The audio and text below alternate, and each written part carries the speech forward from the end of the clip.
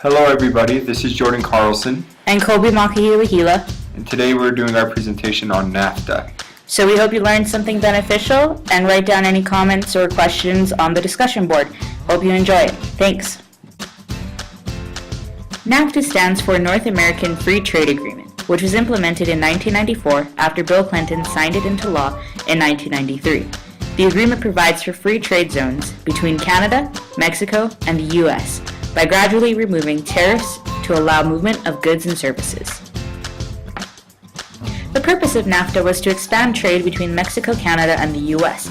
by making these three countries more competitive in the worldwide market.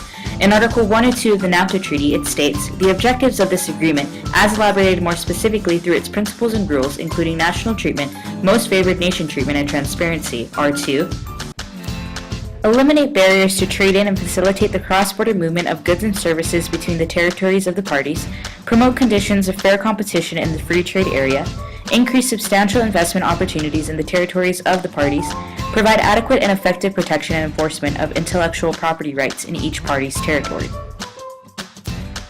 Create effective procedures for the implementation and application of this agreement, for its joint administration and for the resolution of disputes, and establish a framework for further trilateral, regional, and multilateral cooperation to expand and enhance the benefits of this agreement."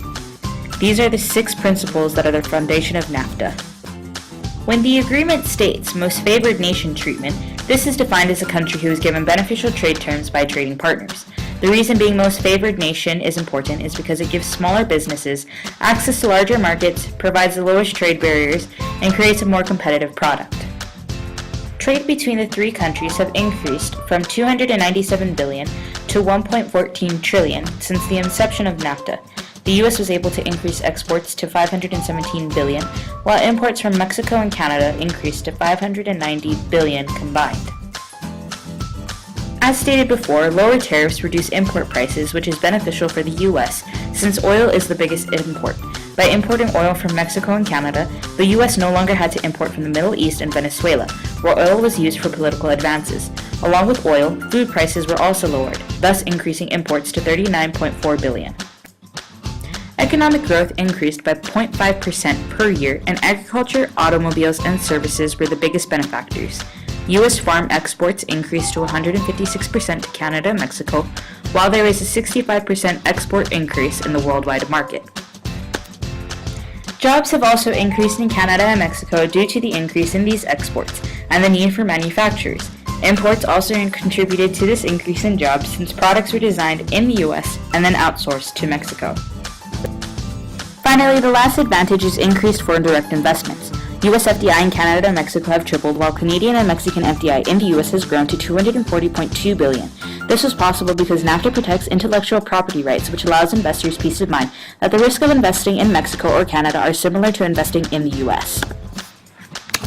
Some of the drawbacks of NAFTA are, first, the decrease of U.S. jobs in manufacturing industries in New York, California, Michigan, and Texas due to cheaper labor in Mexico.